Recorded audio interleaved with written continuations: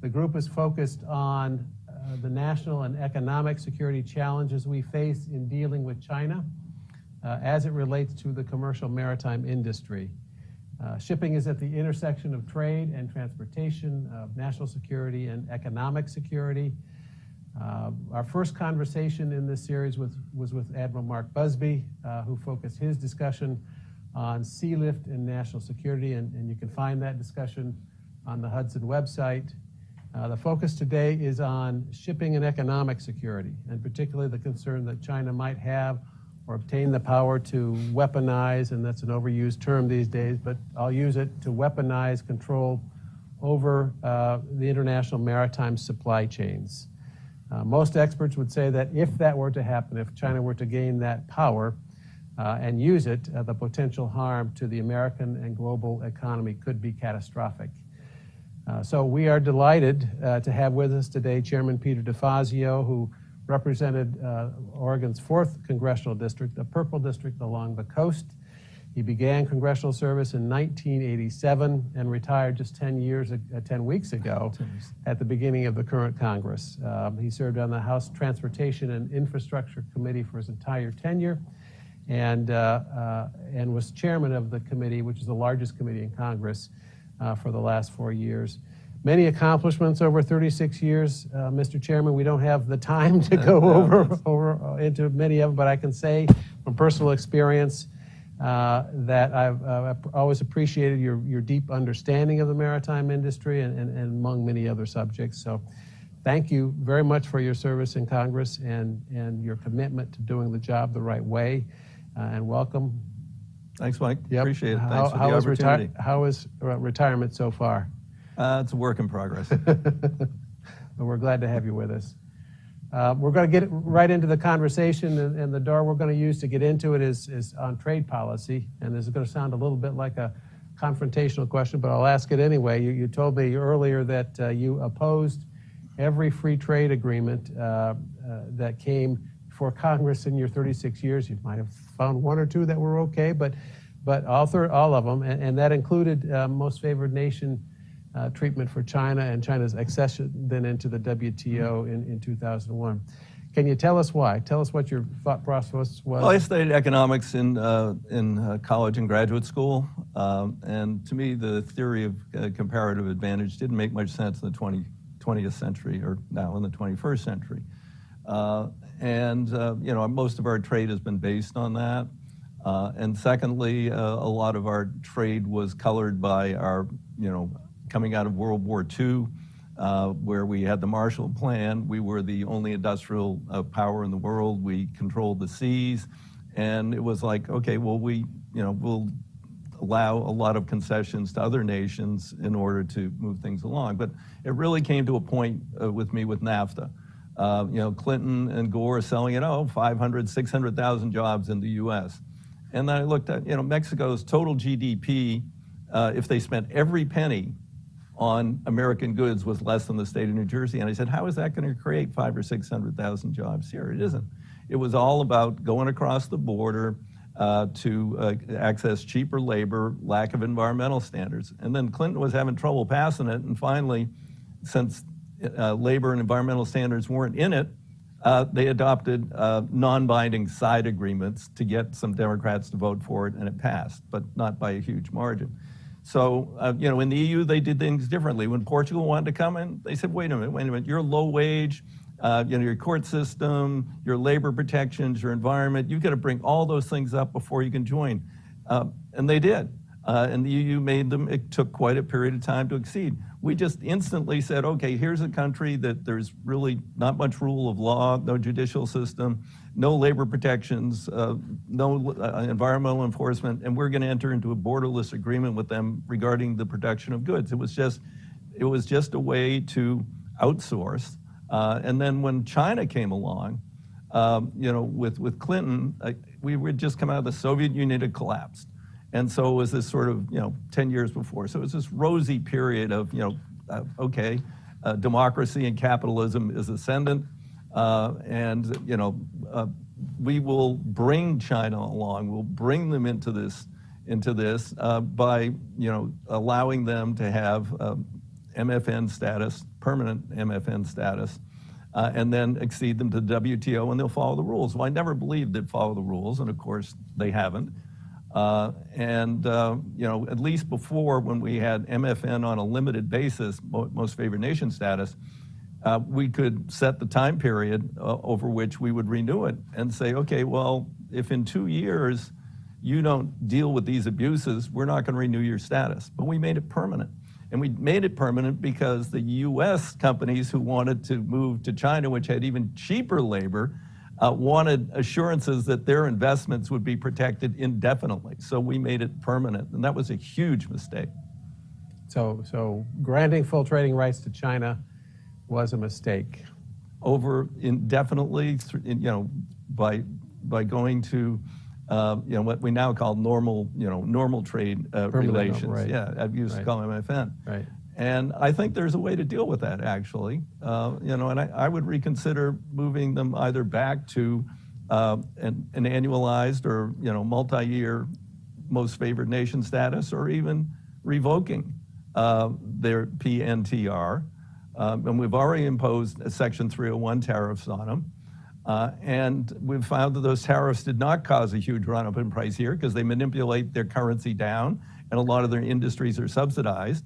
The added tariffs that would come out of moving them from Schedule 1 to Schedule 2 by saying, no, you don't have that until you clean your act up, would not be a huge inflationary increase here in the United States, by any counts for consumers. So the assumptions that you mentioned you didn't trust that China would do what they said, and the assumptions that were offered in selling the China free trade deals were that China would democratize, right, that they would that economic freedom and prosperity would cause China's Communist Party to share power, and certainly we assumed that China wouldn't turn on America the way it has in the last few years. Those don't seem like very good assumptions at this point. No, those assumptions have all been proven to have been mistakes at the time. And again, like I say, it was really, I think it was just sort of it was like the glow after World War II when we allowed discriminatory trade policies to be put in place against the United States. And I mentioned one to you earlier that most people don't know about. Most of our competitor nations have a value-added tax. That's where they raise their money. They are all allowed under the General Agreement on Trade and Tariffs, now under the WTO, to rebate that entire value-added tax to their manufacturer when they export a good. But in the 1950s, we allowed GATT to say you can't do that with income taxes. Income taxes cannot be rebated. That violates the General Agreement on Trade and Tariffs. So we put ourselves at an extraordinary disadvantage as long as we're taxing corporations, and then we've been trying to deal with that. Well, we're going to lower the corporate tax rate. Well, of course, then that lowers federal revenues, so we've created this whole problem by allowing that to happen. And the same thing when China acceded, later. We were in the glow of the dissolution of the Soviet Union. Oh yeah, they will move in the direction of capitalism and democracy, but it didn't work. That's caused questioning in a lot of different areas of our relationship. The focus today is on the shipping. Right. And you led the subcommittee on Coast Guard and Maritime and Merchant Marine, which has jurisdiction over the regulation of ocean shipping and the Merchant Marine, except as it relates to national security, which is an interesting caveat that we don't necessarily need to get into, because it seems to me that ocean shipping is critical to national security, as we've discussed. But in any event, the supply chain crisis of the last couple of years fell squarely within the jurisdiction of your committee. And Congress eventually, your committee approved, and the House passed and the Senate passed legislation, the Ocean Shipping Reform Act, to respond to that. What are your thoughts about the supply chain crisis and that legislation? Well, it was an immediate crisis. We had 100 ships waiting to get into LA Long Beach. It was causing, the containers went from a few $1,000 or $2,000 to $20,000 a container. And the shipping companies didn't want to wait to load agricultural goods or U.S. goods and go back. They were happy to just take empty containers and go back. There were all sorts of abuses that were being put upon the American industry. We had basically gone through a series of deregulations over time that relate to shipping. And let me just go way back. 1882, Secretary of the Navy William Coleman. Any nation that relies on another nation for its supply of ships loses in peacetime its commercial independence, and in time of war places its very existence at the mercy of the powers which control the ocean. That was 1882. And then in 1920, we adopted the Merchant Marine Act, the Jones Act, which we've talked about, and I think we need to talk about a little bit more.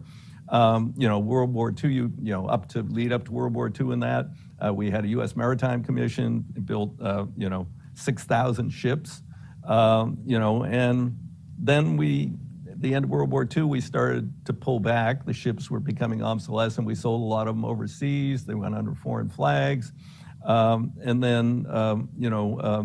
we were giving subsidies to U.S. flags so they wouldn't have to compete with really cheap foreign labor and the lack of other issues when they're under flags of convenience. And then Reagan took away the subsidies, and basically most of the rest of the U.S. fleet got sold overseas. And then finally, John McCain in 1997 passed the Ocean Shipping Reform Act. And here's the premise of that. This is to achieve a competitive and efficient ocean transportation system, a policy that would put greater reliance on the marketplace. Well, we've done that, and now we have 3 conglomerates to control 95% of the U.S. Asia trade. So, the marketplace has created these conglomerates. They had inordinate power.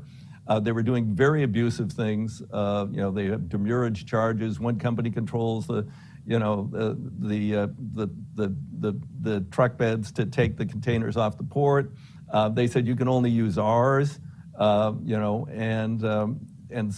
then they had containers sitting on them, and they were charging people demurrage because their containers were sitting on them. There were all sorts of abuses. So we were really focused on the economic crisis. It wasn't a time when we could really focus on the longer term, how do we rebuild American maritime? We wanted to deal with the impacts of inflation and supply chain at that point in time. So that's how the bill got shaped, in a crisis. In a crisis. So we pointed out in some of our work, and we've discussed the fact that unlike air transportation and telecommunications and other critical network industries, there are no American shipping companies in the top 25 globally. There are just 85 U.S. flag ships trading internationally out of a global fleet of something like 50,000. These are the companies and the ships that transport just about everything: our commodities, our manufactured goods, our intermediate goods, which is parts for everything else. And because there are no large American international shipping companies and so few American ships, we have essentially no control over that maritime supply chain, logistics supply chain carrying all this stuff. We're just customers in that deal. And so our consumer economy depends entirely on international ship. The international, I'm pontificating here, please excuse me, but the shipping equivalent of Uber. And there are almost no American cars and American drivers or companies involved in this business. Was this discussed much during your work on the Ocean Shipping Reform Act? No, again, as I told you, this wasn't where we were dealing with the longer term problems. I mean, I had dealt with that. The Jones Act is the last vestige of maintaining a U.S. shipbuilding industry, and having, but it has to be port to port in the U.S. And that has been under constant attack, and was under constant attack when I was chairman of the committee and before I was chairman of the committee, because there are groups who claim, this just drives up costs for American consumers. Puerto Rico has made a run on it a number of times, even though we have, a GAO report that says, actually, Puerto Rico is advantaged by having a dedicated fleet of Jones Act vessels, modern vessels, and because they need regular service from the U.S. for a whole lot of things. And if they didn't have that, they would be at the end of a very long international shipping chain controlled by 3 conglomerates, and they are a minuscule market. They would not be particularly interested in providing things on a daily, timely, weekly basis to Puerto Rico. But still, we've had there was just a recent, even under the Biden administration, after the last hurricane, there was this, they need diesel, they need diesel. Actually, I talked to the Puerto Rico representative, and she said, there's no diesel shortage. And so the administration, under being pushed by a small group of members of Congress who were claiming that this was a problem, waived the Jones Act for ship that was already in transit, loaded with crude from the United States, and it was a foreign flag ship, and they were allowed to divert to Puerto Rico. And the total wages on that ship for the crew are 1 merchant mariner for the U.S. Equivalent of 1 merchant mariner. So, but they're always pushing and pushing and pushing. So generally, in my time in Congress, I've been on the defense, but I think people are now starting to wake up, and it's time to go on the offense and begin to have much more serious conversations about, what's going to happen. When we went to war in the Persian Gulf, we had to use foreign flag ships, because we've got, the ready reserve fleet, which is pretty decrepit. That's the first place to start. Rebuild, revitalize, and modernize, and we're doing a little tiny bit of that. And we're finally got one of the Merchant Marine Academies, a new ship. They had a 60-year-old ship. But we need to really focus on these things. We can build these ships here, and we can do a really good job. Yes, they are going to be more expensive, but you get all of the spillover effects into our economy when you build those things here, as opposed to buy them from overseas. You don't get any of those added effects. You don't create the jobs and the other economic activity, the suppliers, and all those things that go into these ships. And I'll use one other example, if I might. And I fought this one out, because the Jones Act stuff is very important. The wind industry, they're getting massive subsidies. We're going to have all sorts of wind inserted in the ocean around the United States. And they right now, the only insertion ships are foreign, but Dominion Resources is building one. And other U.S. manufacturers, other companies would build them if they knew there was going to be a market and they could compete. These are all within our territorial waters. They should all fall under the Jones Act. And I actually went 3 or 4 years ago to the wind industry, and when we were doing the Coast Guard bill, and I said, look, just let me do this. If we'll have a 5-year window, and if in 5 years, because basically they contract out about 5 years for this wind insertion, there were qualified U.S. manufacturers, ships available, and crews where the Jones Act is going to apply. And they initially agreed, but then the American Petroleum Institute got a hold of them and said, no, you can't do that because we got a waiver many, many years ago, and we're doing all of our stuff in the Gulf with foreign flags and foreign crews, and it's way cheaper. So that's the question. Do we value creating jobs, economic security, or are we just going to chase, the cheapest service? And in the context of China, I think that's a very relevant question here, and I completely are on board with what you've said about domestic shipping trades, but you talk about the international shipping industry and the really small American involvement in that system. In a sense, the bigger concern is maybe what you alluded to in your quote from 1882, which is that if the country doesn't control its international shipping industry, it's in trouble. And so the trouble here is not just that we don't control it. It's I think the bigger concern is the growing dominance of China and China's involvement throughout the system. And that reflects the stated objective of President Xi Jinping going back 10 years ago when his first, one of his first speeches to the Politburo, which is we're going to make China a global powerhouse when it comes to the maritime industry, the full range of industries, because every country in history that does that grows and succeeds and does better, and every country that backs away from the maritime industry and the seas declines. Sure. And so that's the path. The Belt and Road Initiative. And, right. you know, one of our assumptions has been we have all these foreign flagships that some of them are our allies, or, you know, and we can depend upon them if, you know, to carry our goods or carry our troops, and, you know, when in a time of conflict. But the Chinese are, you know, spotting themselves all around the world, 100 ports now, and they're getting influence in those countries which control the foreign flags. And, you know, it's less and less likely that we're going to easily be able to call on many of these countries in a time of crisis or these foreign flags and say, hey, we've got to move our troops. We've got problem. We need to move our agricultural goods overseas. We can't get shipping. The Chinese are being very, very deliberate about this, and some of them they're putting in very strategic places, right by the Suez Canal.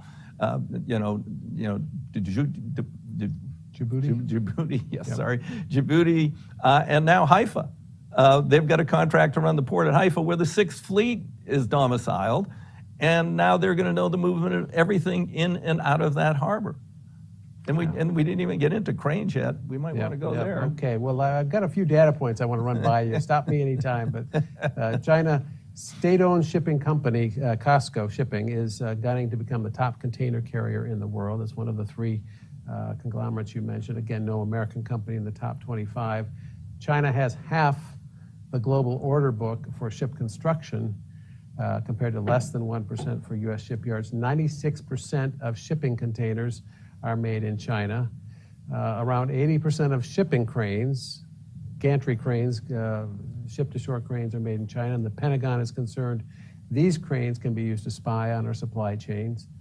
Another U.S. government agency is concerned that all of this data is being combined with other shipping data and giving the Chinese the ability to track just about any container cargo shipments anywhere in the world, including shipments of U.S. military cargo. You mentioned the Beijing having a foothold in 100 ports in 63 countries and a growing share of the marine finance and insurance business, which of course is one of the hooks that we relied on or tried to rely on to impose and enforce sanctions on Russian oil. So, how should we react to all of this? Well, I already suggested earlier that we may want to, and there is legislation pending in Congress introduced by Republicans and Democrats to reconsider, permanent, normal trade relations with China. And the question is, what do you move to? Do you move back to, a conditions and time-limited approval subject to them, changing their behavior? Or do you take the even bigger step of, pulling the whole thing out and saying, look, there's so much abuse going on here, that we're going to move you to the same schedule of tariffs that we have for Russia, which is generally up from an average of 3% to an average of 34%, except with the renminbi going down and all that. I mean, it isn't going to become anywhere near 34%.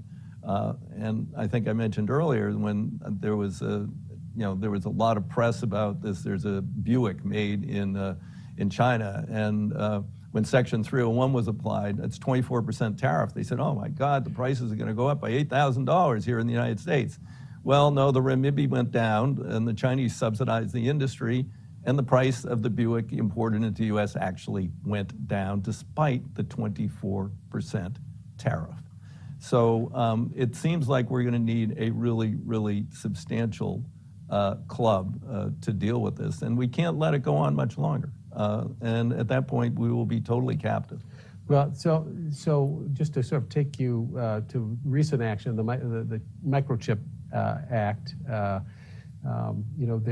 U.S. market share of microchip manufacturing went from 25 or whatever it went from down to roughly 10 or 12%. I mean, it was getting lower and lower, and we're relying on Taiwan, we're relying on South Korea, and increasingly on China for certain chips. And the Congress decided that's not a good place to be.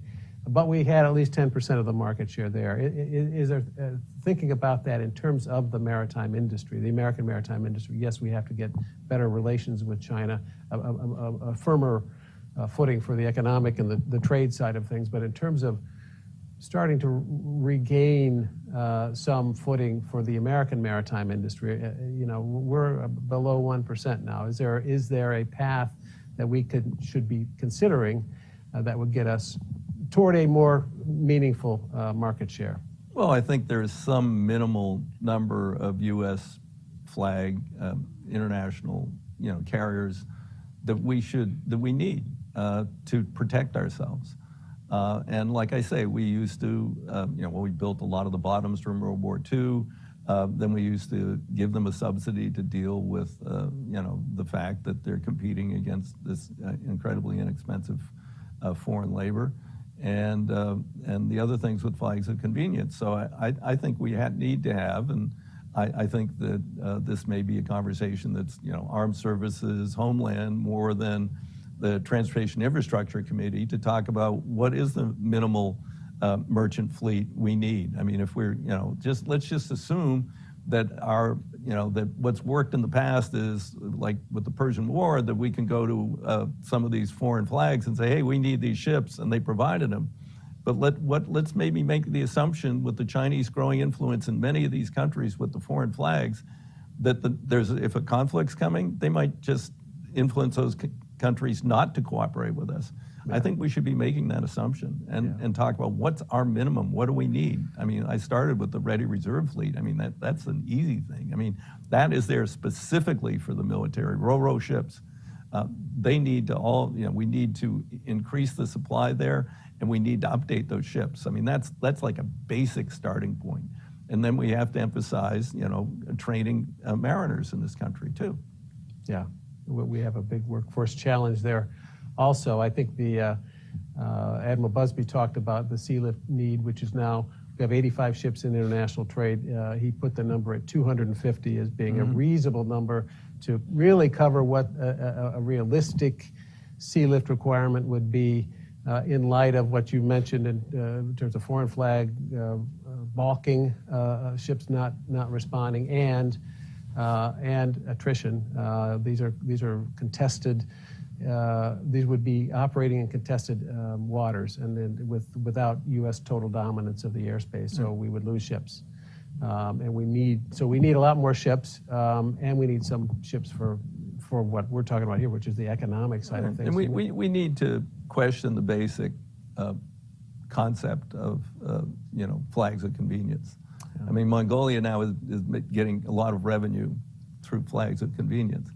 Okay, so and I did. I hadn't realized that one. Oh yeah, no, it's a new thing for them, but they're they don't have too much shipping, but a number of years ago when I was pushing hard on this, particularly with the cruise lines, who are massive amounts of American passengers, all foreign flagged, and I said, so you're flagged in Liberia.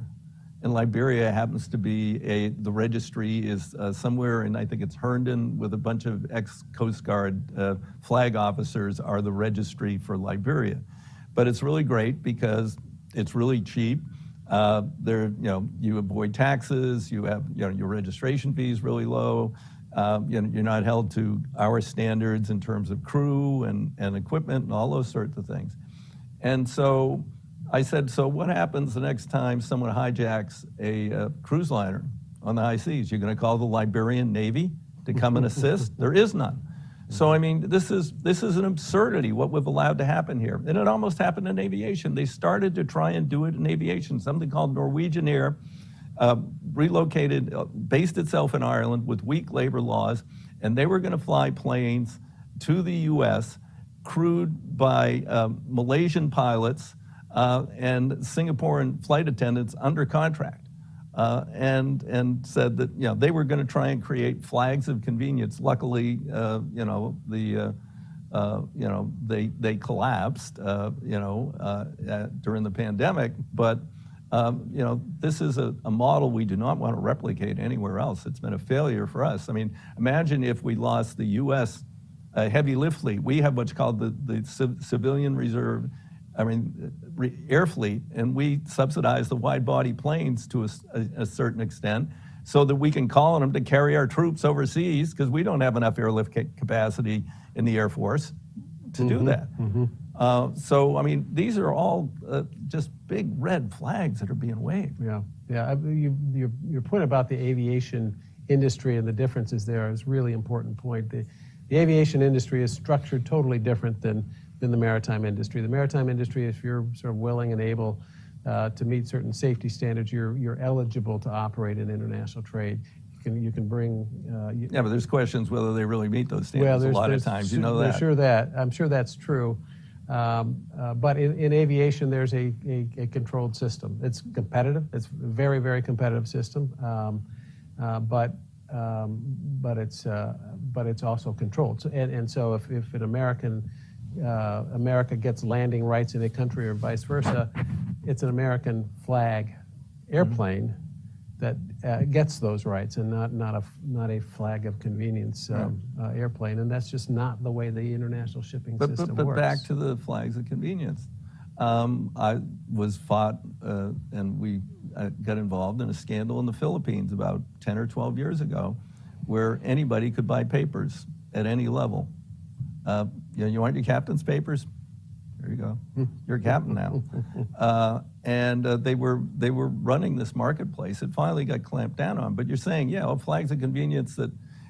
Does Mongolia send out people to inspect their ships and their crews and assure that we can do a lot more port inspections and we could do a lot more enforcement on this side and say, if you're coming in and under one of these suspect flags of convenience from a country that like Liberia that hardly exists, or others, we're going to subject you to, we want to see the credentials of these mariners. We were going to inspect the condition of the ship. And we've been doing very little of that. That's something else we could do to fight the flags of convenience plague.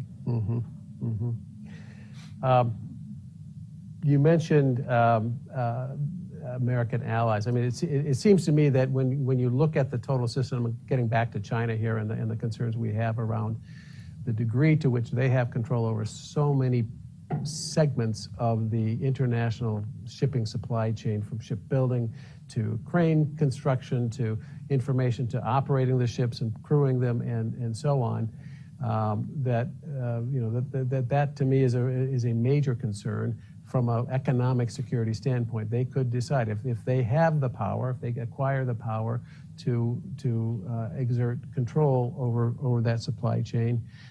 Can we trust that they wouldn't use it to our disadvantage at some point in the future? Well, yeah, over Taiwan, for instance. Yeah. No, we certainly can. And they say, well, don't worry, it would hurt the Chinese a lot, because, economically they're exports. But, that is a country that is very rigidly controlled. And just coming out of COVID lockdowns. Yeah, well, and I mean, they have things like they facial recognition. They monitor you. If you cross the street when you're not supposed to, and you add up points, and after a certain level, you lose rights, or your kids lose rights to go to school. I mean, the level of control is extraordinary.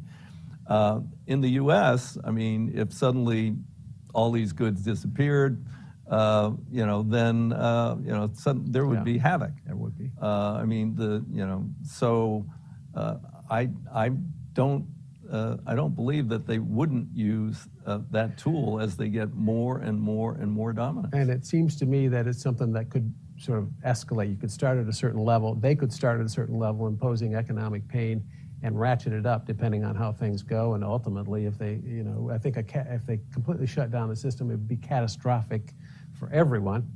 But again, as you say, they can absorb that. Their political system is designed to absorb that, unfortunately, and hopefully it would never come to that. But that to me is the concern about about just sort of accepting that Chinese control over. Right. Well, again, back to there. my premise on conditioning MFN or PNTR. People say, oh, wait a minute, okay, well, we'll say it's going to happen 2 years from now or 3 years from now. Meanwhile, you develop other sources. Right. I had this fight. There was a Chinese rail company, totally owned by the the People's Revolutionary Army. And they were sending in totally subsidized light rail cars and trying to take over the whole U.S. market. They also were going into heavy rail and trying to take over heavy rail. They put the Australian heavy rail people out of business in short order. And I finally was able to get an amendment on a bill to say that they could have no further contracts in the United States because it was, basically it was a state-owned company that was not fairly competing. And by the way, the stuff wasn't very good. And we also had security concerns about them tracking people and things and all that. So, but they're very clever. And they had based their two manufacturers, one was buses, one was trains, in the districts of very powerful members of Congress who fought, because they had 400 jobs. I mean, there could be thousands of jobs making these things, but they had 400 jobs taking off the shrink wrap and doing a little bit of assembly. And, and so I couldn't end their existing contracts. And now they're going around to transit districts. Their transit districts that they already have are going around and saying to other transit districts, we'll subcontract with you and you can get this cheap Chinese stuff that's totally subsidized. So, I mean, this is going to be a very difficult struggle. Yeah. I think when we talk about the maritime supply chain, the piece of this, it's important. Supply chain and logistics are broad terms that mean lots of different things depending on who you're talking to and what the issues are. And the supply chain and logistics issues we're talking about here are not about a specific type of commodity or product. It's not microchips or refined rare earths or HIMARS rockets. It's the transportation system that brings all of this stuff to us. That our concern is that is outside of our control and in the control. And what little we're exporting back. In particular, like I say, during the crisis, the ag people were hit really hard. Yeah. And again, back to China, when they were going for MFN, they allowed in a big shipload of wheat. And I had the wheat farmers, they weren't my district, but Eastern Oregon, big wheat country. And they came in and said, look, this is going to be a huge new market for us. We've never been able to get in there before. But at the same time, I had received a translated radio broadcast internally in China by a trade minister saying, don't worry, we are not going to become dependent upon the United States for our food supply. And you know what? After that one ship went in and they got MFN, the next year the same ranchers came in to see me and they all sat there kind of hangdog and they said, well, are you going to say it? And I said, say what? Are you going to say I told you so? And I said, no, I'm not going to say that. I said, we got to fix this. Because they started using phytosanitary barriers. They don't do this. I mean, they do this in so many ways, saying, "Oh no, your wheat isn't clean enough for us, so you can't bring it in anymore." So, I mean, this is a real dilemma. Yeah. Well, I appreciate the conversation. We've got some time for questions. Let me. I think it's a really important conversation and discussion. I don't think that there are easy answers. This has been going on for such a long time, and sort of turning the corner and getting the ship pointed in the right direction is going to take a lot of work and a lot of patience. But sure. I really appreciate your leadership on this through the years, and it just sort of open it up. Anything you'd like to add? I'd love to take some questions. We're better with questions. Okay, great. Come on. Let me open it up to questions from the audience. In the back. I was hoping you could speak a little bit about cargo preference. There's been an effort by our own government and even a movement within Congress to try and use those same flags of convenience for taxpayer purchase cargo, particularly from USAID and some of these other food aid agencies. Could you talk a little bit about that, and what do you think would get these agencies and even some folks in Congress to change their tune on cargo preference?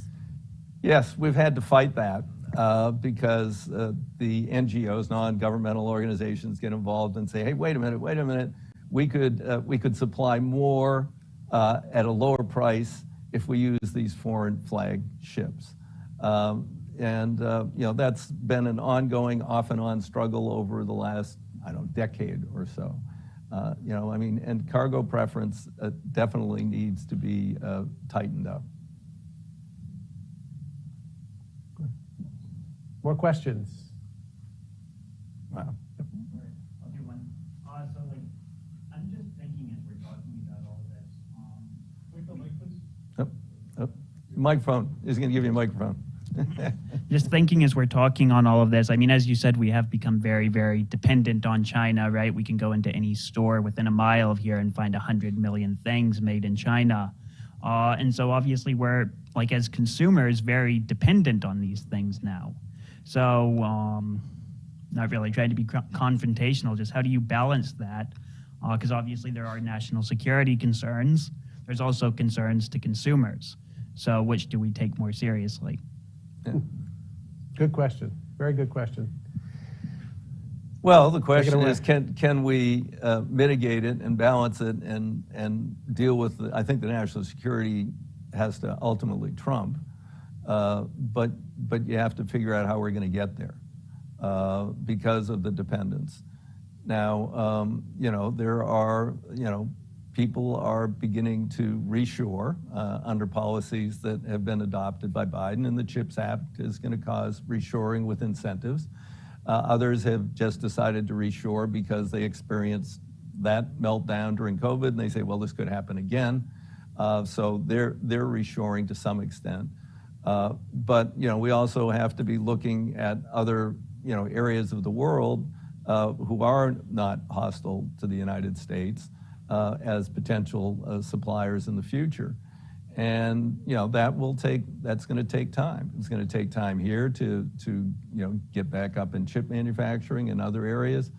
I had this fight numerous times over the percent of a transit vehicle that had to be manufactured in the U.S. And every time we would raise it, all the transit people would say, "Oh my God, we've been told that there will be no more buses. There'll be no more and we've managed to overcome it and find substitutes. But we did it. We didn't do it. Say, okay, today it's going up to 75%. It was 3 years, over 3 years, 5 years, we're going to move up to 75%. And as you move up, people move into those niches and say, okay, we can supply that, we can supply this, we can supply that. But right now, if they don't see any potential for a market, they're not going to make the investment.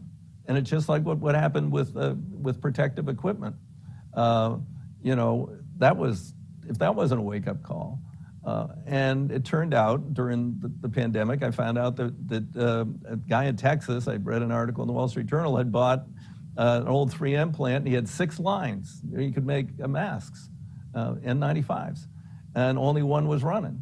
And so then I went to Homeland Security, and I said, hey, give this guy a contract, but you've got to give him a contract that says we'll buy this much over this period of time, and if we don't use it all, we're going to put it in a strategic stockpile because we might need it again. But you are guaranteed this purchase. That kept going around and around. Finally, they finally did a contract with them for dentists, for dental offices, but not as big. And so that's part of the key here is, assuring through, and some people don't want to talk about it, but, through industrial policy, that these markets are going to be there.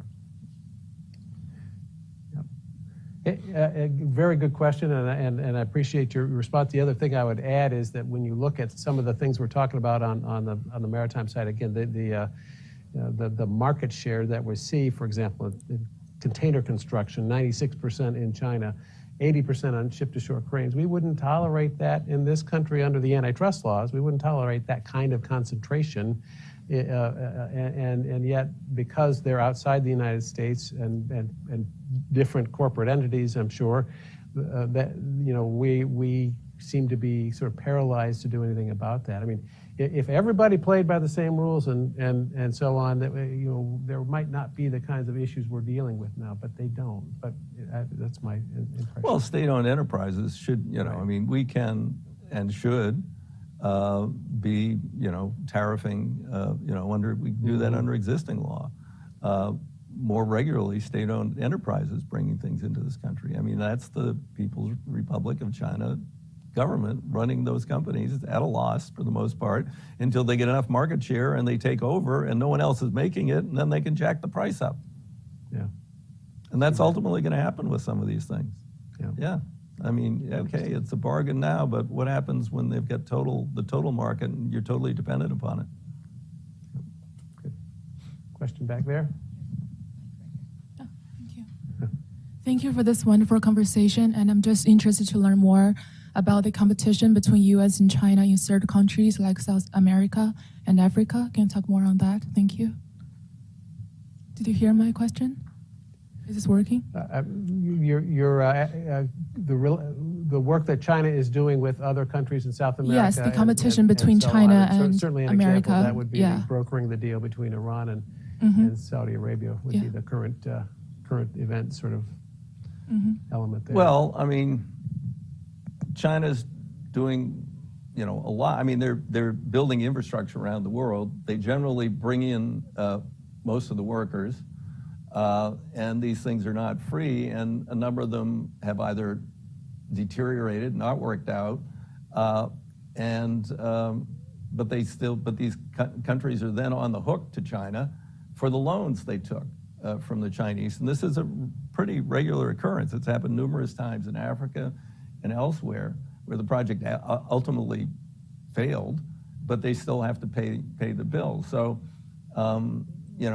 they are using, for the most part, through Belt and Road, it's oriented toward economics, but now with ports, as they control more and more ports, Djibouti is the only one that is, overtly used regularly by the Chinese Navy, but they are getting a foothold in ports all around the world where their ultimate plan is we are going to be able to use those in times of crisis, and we can then spread our naval sea power around the world.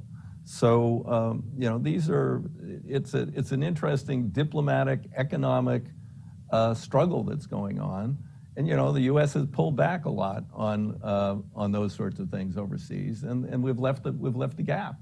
And the Chinese are filling that gap. And we need to rethink a lot of what we're doing. Question? Hi, thanks for the discussion. I wanted to get your thoughts on the impact of friendshoring and just big U.S. manufacturers. Apple, of course, is a big example, a big recent example, kind of moving production out of China into other countries. How much do you think that'll hurt China's sort of shipping dominance or have a kind of knock-on effect on the ways that they can dominate if a lot of their basic manufacturing moves out? Well, it depends on the locale to some extent. As I think we pointed out earlier, 95% of the Asian trade is controlled by 3 conglomerates, and one of those is, totally dominated by the Chinese, another partially, and one not so much. It depends upon basically the location. I mean, if they grow more and more dominant in shipping, it's where are you going to go? I mean, except maybe Europe with Maersk, and or wherever Maersk serves. So, it's. I mean, and of course, a lot of what you're talking about, the electronics, a lot of that comes by air. I mean, they're not putting that stuff in containers on ships.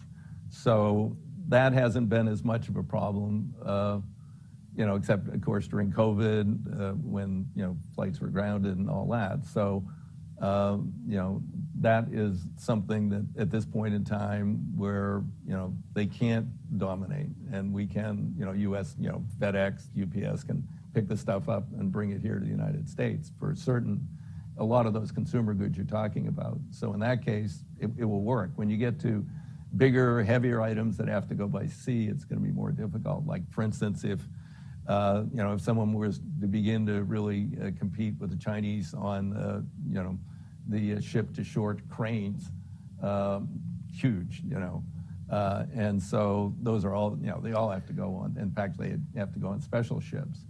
So, and the Chinese have built the special ships. I don't know if anybody else has built those kind of special ships to carry those things whole. We have a little bit of experience with that, but yeah, that's actually a proposal that the ports authorities are supporting at this point to start to reshore some of the crane construction to try and reduce that. I'm not sure whether reshoring or nearshoring or friendshoring is going to.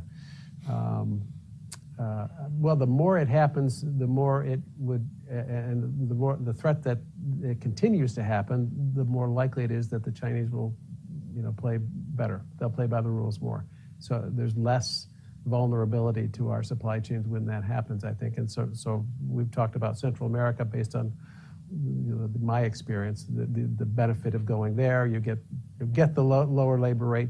Onshoring is best of all, if they can make that work. But ultimately, it's about diversifying supply chains, sourcing decisions, and that's a really important part of all of this, I think. But it doesn't really address. But I think the part that gets overlooked is the maritime logistics supply, the shipping part of it, because if the shipping is overly controlled by China, we are vulnerable to them, in my opinion, and we need to try and mitigate that vulnerability. All right.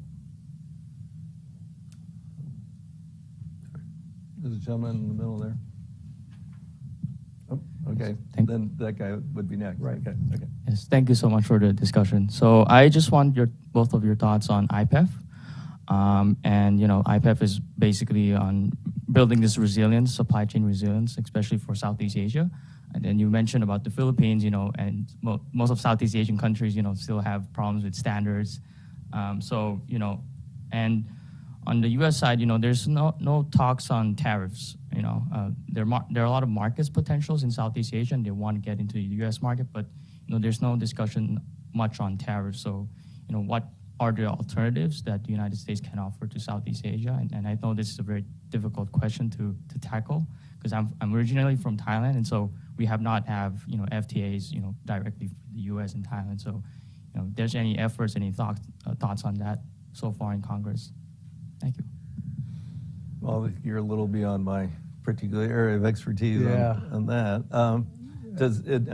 China in the WTO? Is Thailand? Yeah, so you're in the WTO, so you're getting Schedule 1 tariffs, which are the lowest tariffs. They're virtually insignificant. Our average is 3.4%, which is lower than any other trading nation in the world under the schedule we have submitted to the WTO under Schedule 1. Thailand is already getting the same access as China. Of course, that's probably a problem that they're getting the same access as China, because the Chinese are probably subsidizing more than the Thai government. I don't, I'm not intimately familiar with the comparison between two systems, but I think that Thailand does not have large state-owned enterprises in Thailand, and it's mostly more entrepreneurial and capital based. Is that correct? So you're still at a disadvantage, unfortunately, even though you are getting the same tariff payment. That's why I'm arguing that we should move China off of PNTR and begin to condition or take away that and put them on Schedule 2. Then that would be a great advantage to countries like Thailand, when suddenly the average tariff goes from 3.4% to almost 24%. Then your goods would become way more competitive coming into the U.S. than the Chinese goods. Good.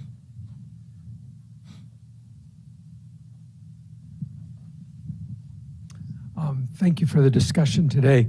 I'm interested in cranes and other enabling aspects of port management and all the darker things, and interested in what particularly scares you and what you think we ought to do. It goes back to the resilience question, particularly as we look at national security implications? Thanks. Sure. Well, I talked a little bit about, Haifa, where they control the port, and they can obviously, know what the movement of the U.S. ships in and out is. Well, the same thing with cranes. It's like basically they can be tapping into what is going on what ship and where is it going as they're loading the ship.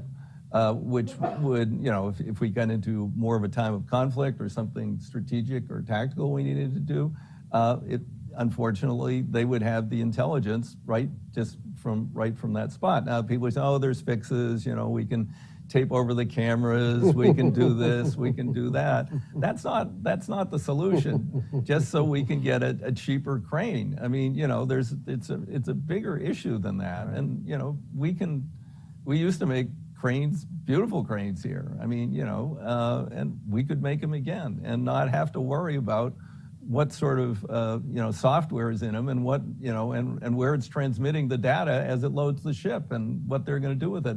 And it doesn't even necessarily have to be with conflict. It can be just competitive. I mean, this gives them an unfair competitive advantage. Like, you're lading the ship with this to go there, and it's like, okay, well, then we can figure out a way that we might get that market instead. I mean, it's a number of the Well, ports. just to build on that, I think it's the owner of the Chinese crane maker was quoted 5 years ago saying, we sell systems or something to that effect. In other words, what's valuable is not picking the box off the ship and putting it on the dock. It's the information that we can derive from all of that, and we can slice and dice that and sell that back to you and others, just like is done throughout the consumer economy today. You slice your card at the grocery store, and that information gets sliced and diced and sold to, so the information is really powerful in the consumer peacetime setting, and that's in some respects that's competition. But it's also a real concern in the context of a global competitor that doesn't have our best interests in mind and that is government controlled. Whether it's peacetime or in war, I think there's real concerns about that sort of thing. So, no, it's a critical part of infrastructure. It's something we haven't really thought about before. Right. Front row. Yeah. Hi. How important do you think sustainable fuels are for the ships themselves? It's one area I think that the U.S. has a narrative, U.S. companies with sustainable fuels against our CCP counterparts. Some companies, it's a very nascent industry, but companies like Interlake, Matson, Crowley, Pasha are all on the cutting edge of actual greener fuels, which is something that the Chinese companies and their shipping companies especially have been resistant to. So with all these other areas that we're being at a disadvantage narrative-wise, how important is it that we push the sustainable fuel side of things? Well, in so many aspects of society, it's incredibly important. Everybody's talking about electricity, but hydrogen has got to be a solution, particularly in shipping, potentially in aviation. And of course, the question is, how do you obtain the hydrogen? There's like 4 or 5 kinds of hydrogen. They label them. There's like brown hydrogen. That means, it's just made out of regular natural gas and the methane, escapes or CO2 escapes. And then there's blue, where the oil companies say, oh, well, we're going to capture all of the CO2 or, excess methane emissions, and we're going to sequester it in the ground somehow. And then you move on to green. And how do you produce the green? Green, you can produce green hydrogen merely by cracking water. So that's could be very sustainable if you're using renewable power to crack the hydrogen. But it's a very nascent industry. I mean, part of the IRA, the Investment, Reduction, the Inflation Reduction Act, very ineptly named, because every time you say IRA, people start thinking about their retirement accounts. My accountant called me and say, "What's this big IRA bill going to do to my clients?" And I said, "Nothing."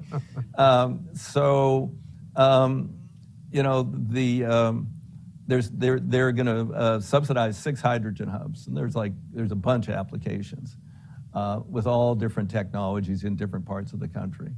And you even move, so there's just one little tiny example, but there's a transit district in Champaign-Urbana, and they had fuel cell buses, and they wanted to go green, and they couldn't afford electric. So they said, well, how could we do green hydrogen? And they went to the university partnered with them, built a solar array. They're cracking water, and they're producing their own green hydrogen, and there's a market for it, too. And so they've got surplus more than they need. And then there's pink hydrogen, which is produced by nuclear power. And we're potentially moving toward modular nuclear reactors, which are going to be standardized. They're not going to have cost overruns. They don't have safety or security issues. You still have the waste issue to deal with. These were first developed at Oregon State University. There's now a couple of companies that are in the approval process. So we have different ways of producing hydrogen, and there's tremendous promise there. Other sustainable fuels in terms of, I read about something that I totally don't understand. It's in California, and they can take any kind of mixed waste, and they can subject to a plasma torch, and they turn it into, the carbon comes out solid, and that's apparently marketable for something, and then they create hydrogen. I don't know how it works. There's a lot of cutting edge technology out there, but now we're having conflicts because there's so little SAF out there, sustainable aviation fuel, and then they're worried about, trucking moving to hydrogen.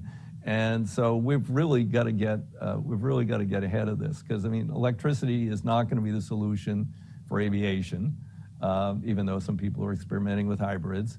And it may or may not be the solution for long distance trucking in this country. Because of the current battery technology, when it's really cold, and the charging takes quite a while, and at this point we don't have any really a charging network. That's also part of the IIJA, and the IRA is to build out a network, and theoretically we're going to build out a charging network that is, being run by sustainable power. So that's why all the investment in wind and solar and all those things. So we are finally taking some very big steps in that direction. And I don't know if that answered your question, but it's more or less. Yeah, okay. That was a good answer. I enjoyed it. Yeah. I certainly learned a few things. Yeah. I think we're about out of time, aren't we? We could take one more if anybody has a burning question they want to put. All right. Well, I want to stop and just say thank you, Mr. Chairman. It's been really good discussion from my perspective.